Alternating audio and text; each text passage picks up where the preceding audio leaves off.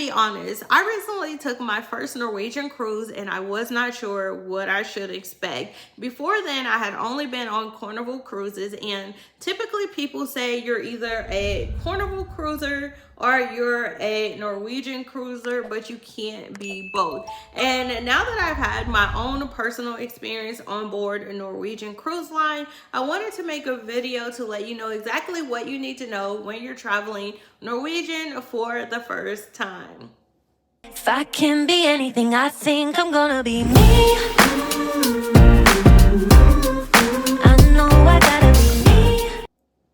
Hey guys, welcome back to my channel. I am 𝗪𝗲𝗵𝗵. Welcome to Ebony Meets World. This is my official travel channel, and over here we talk all things travel, solo travel, digital nomadness, right? In today's video, I want to give you everything you need to know before traveling on board a Norwegian Cruise Line. So I recently took my first Norwegian cruise, and I wasn't really sure what to expect from it because I've gotten a lot of mixed reviews. People were like, you're either going to love it or you're going to hate it. It's a lot different from being on other cruise lines. And then also just some things that I really loved about it and some things that were different and things I didn't necessarily like. And so I want to get into all of that in this video. All right, so first things first, I want to get into one of the things that I absolutely loved about Norwegian Cruise Line, and this is something that I really hate when it came to Carnival cruises. So if you have watched any of my other videos where I talk about travel tips and planning, you know that I am an avid planner. Your girl loves a schedule. I love being able to pencil in what time I'm going to do things, what excursions I'm doing, what activities, when. But one thing that I don't like planning is when I'm going to eat. Your girl eats when she gets hungry or when I have time. I don't like being forced to eat at a particular time. That is common on a lot of other cruise lines. And so one of the biggest things that I loved about Norwegian is their freestyle cruising. So when it came to dinner options, the main dining areas are open for specific blocks of time for like breakfast, for lunch, and for dinner, but there is no dress code and there is no schedule. So you don't have to kind of opt in to saying, okay, I'm going to eat dinner every day at 6 p.m. or every day at 7 p.m. They have freestyle dining, which means you can dine at any time during the available hours, and you don't have to commit to the same time every single day. And I know for me, this was so relaxing, so freeing, because you don't have to worry about the stress of making sure you're out of the pool at a certain time so you could go eat, or making sure you're back from your excursion if you're at port so that you can make it to your dining time. Otherwise, you have to go eat pizza, right? Because of the freestyle dining, I did notice that I was a little bit more flexible in my schedule because I wasn't worried about building other activities around my dining time, and that is probably one of the things that I enjoyed most.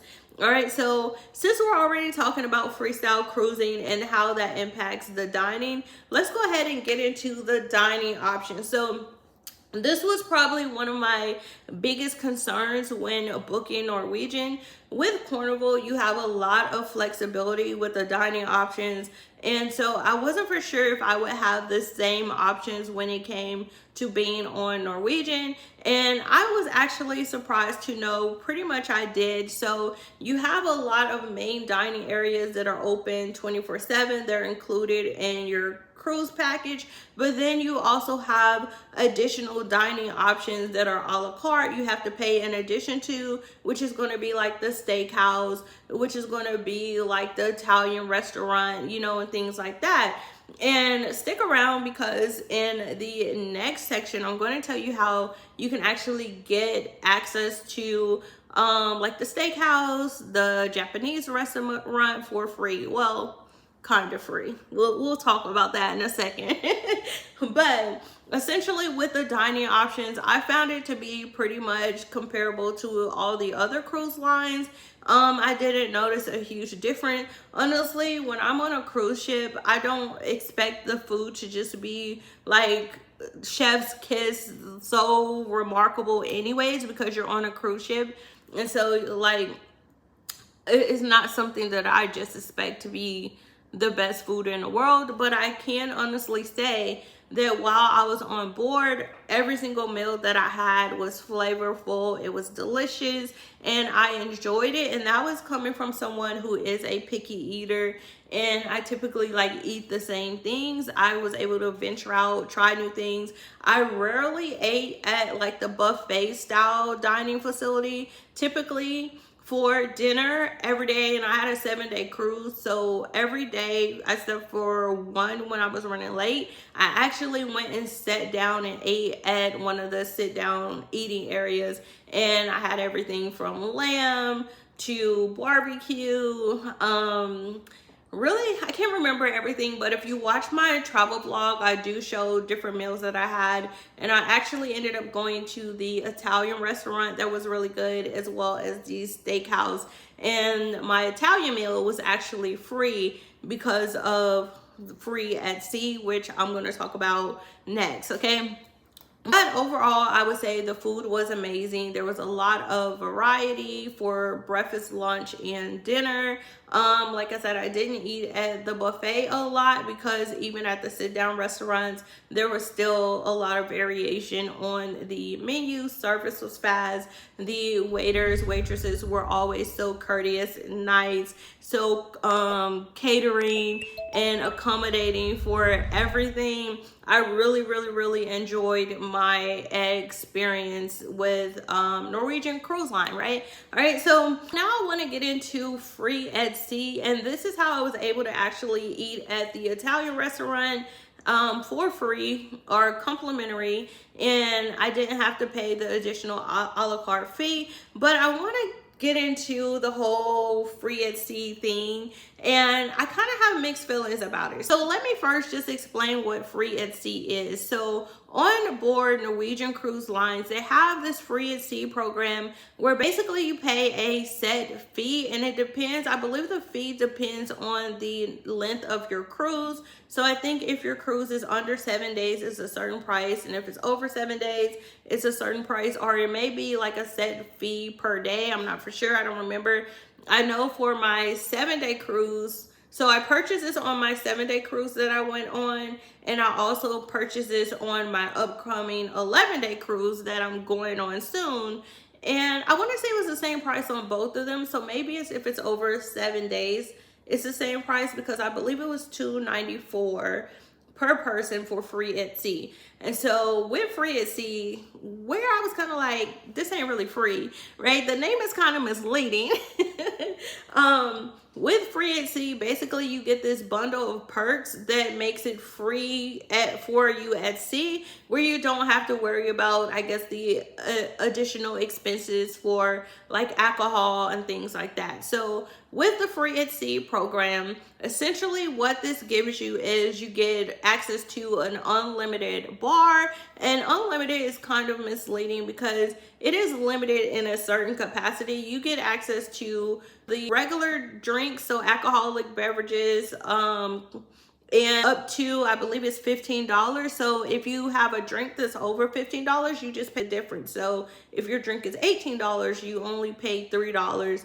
You don't have to pay the entire fee. So with free at sea, you're getting the unlimited open bar for drinks that are up to $15. You get one specialty dining meal. So because I bought this package, this is how I was able to eat at the Italian restaurant without paying an additional cost. It is complimentary within the free at sea package. You also get free excursions, and so free excursions is kind of misleading as well. It's not necessarily free. You get a $50 credit for the first person on your reservation for all of your excursions that you book through the cruise line. So if your excursion is under $50, then yes, it is free.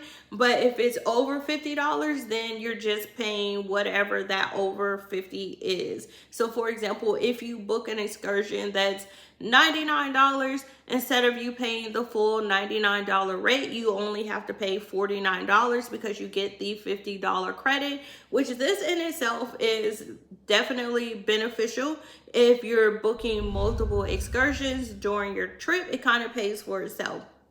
And in addition to your $50 credit for excursions, you get free Wi-Fi for 150 minutes. And this is for the basic Wi-Fi. So if you want premium Wi-Fi, you will still have to pay an additional cost. Or if you want truly unlimited Wi-Fi, then that's an additional cost as well. But if you plan to be unplugged, you don't really need a lot of access to Wi-Fi, then you do get 150 minutes included in your free 𝗪𝗀𝗃 package.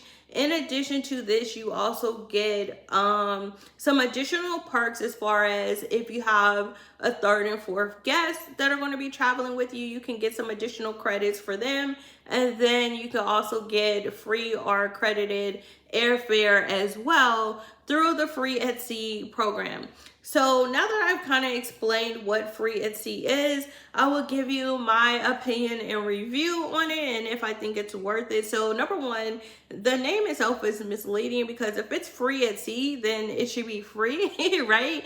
And I want to say I ended up paying, I believe, $294 for free 𝗪𝗃. And for me, I felt like it was worth it because I had a 7-day cruise. So pretty much all the drinks that I had were included in this. I also got to eat at the Italian restaurant included in this. And then also I got the $50 credit for all of the excursions that I booked.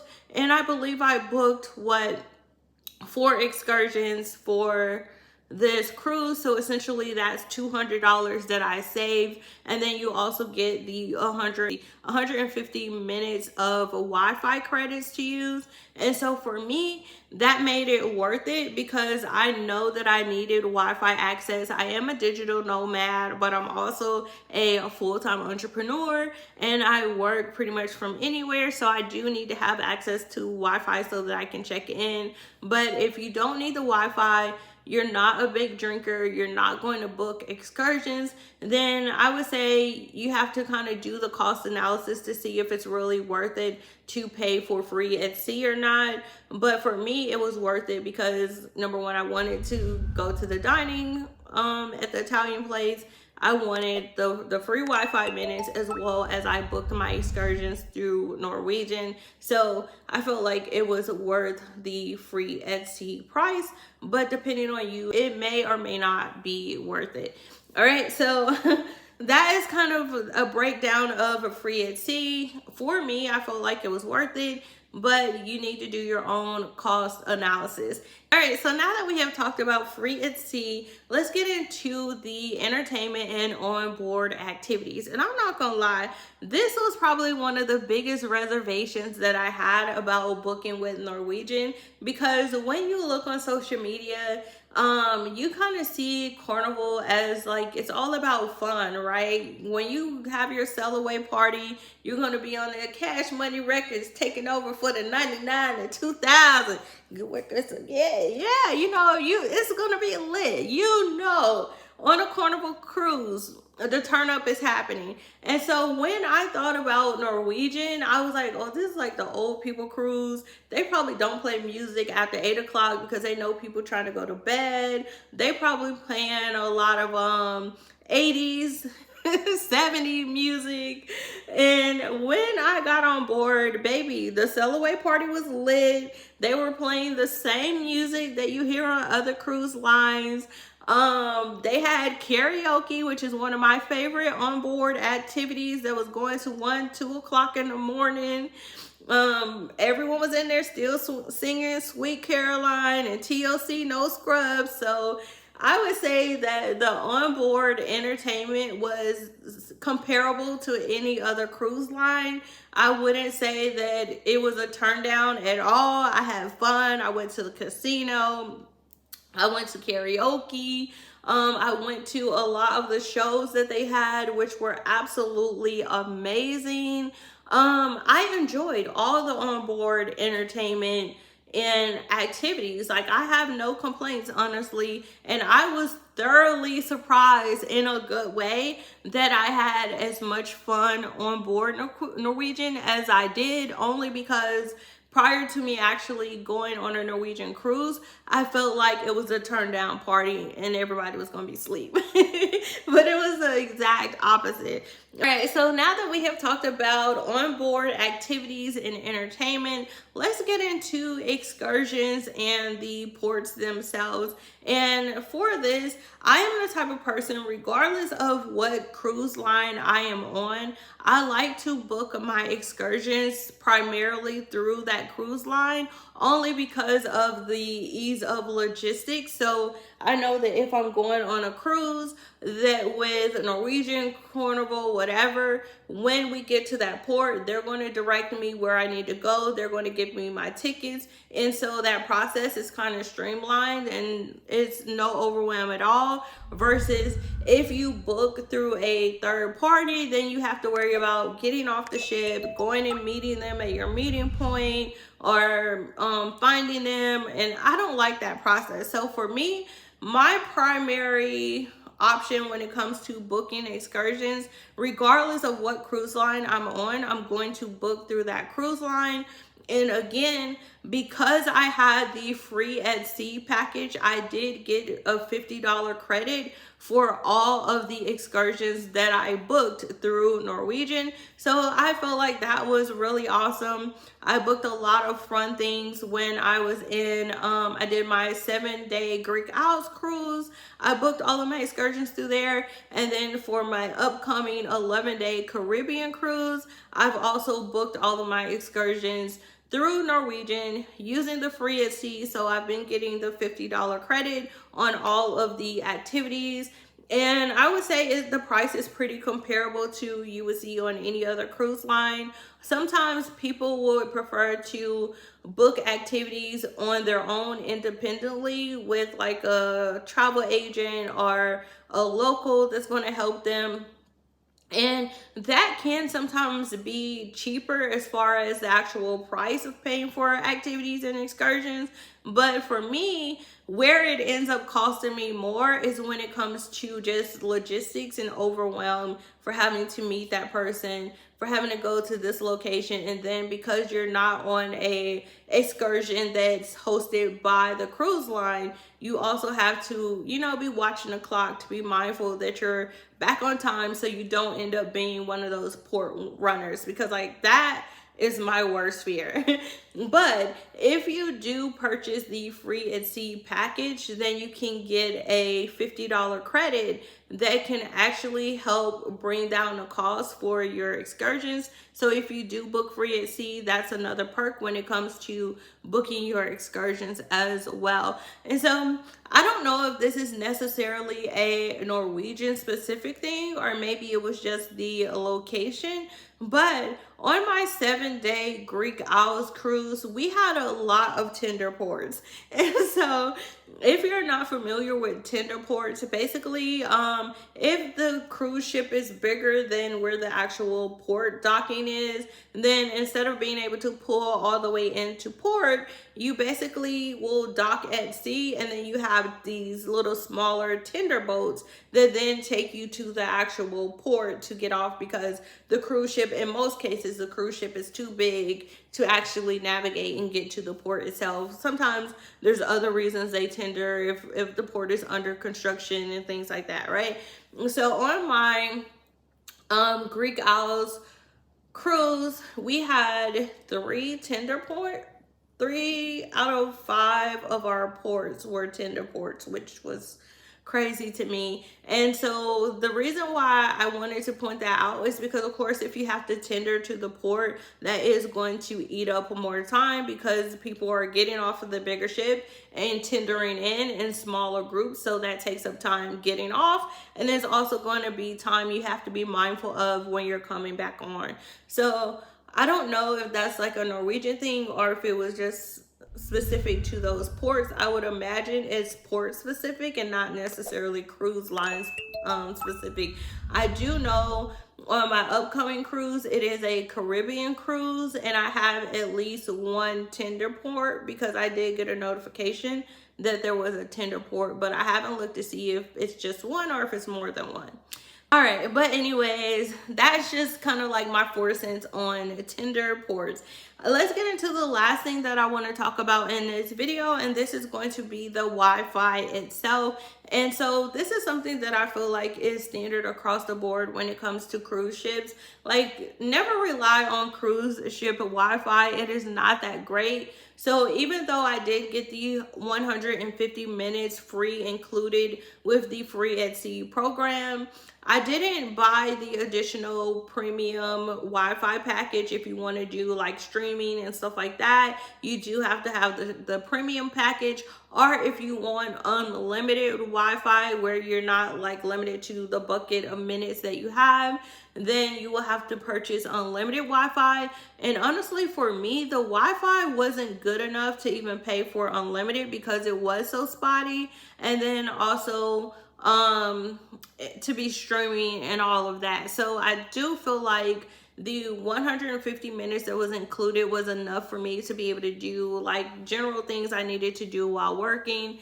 But outside of that, I didn't see the value in paying for unlimited or premium Wi-Fi. All right, so there you have it. Listen, I know I thought Norwegian was going to be a turn down and snooze fest, but honestly, I had just as much fun, if not more, on my Norwegian cruise as I have on any other cruise line. So if you're booking a Norwegian cruise or thinking about booking it, go ahead, book that cruise, take your trip. It's gonna be a turn up. It's gonna be a good time. Trust me, go ahead and do it. And make sure you do a cost analysis to determine if doing the free at sea program is going to be the best bang for your buck. It really depends on your cruise, what activities and excursions you're going to do, and your dining preferences, right?